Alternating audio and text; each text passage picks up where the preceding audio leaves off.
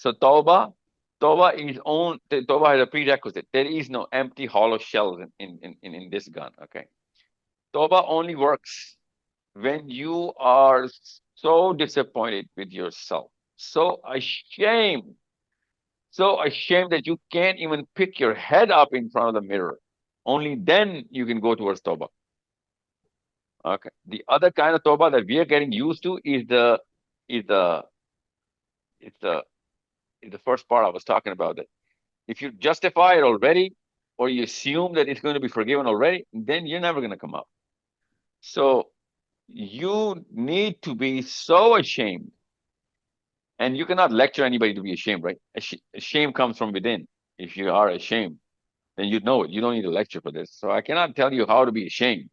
What I'm telling you is that if you do not have that shame, and you are less than shameful, justifying it, or getting that little sense of achievement that, yeah, you know what, now I'm gonna, be better than angels. Then I'm sorry, you you don't have the right, you know, philosophy for this whole uh, hierarchy of how and who is placed where.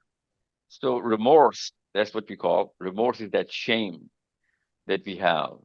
You should be throwing up when you're alone about the things that you've done. And your father, your mother, or friends cannot make you throw up, right? That comes from within.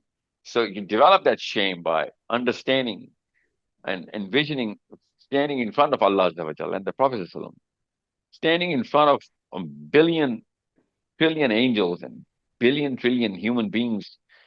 Imagine all of them seeing or getting to know about your sins. Imagine the embarrassment. Imagine the shame.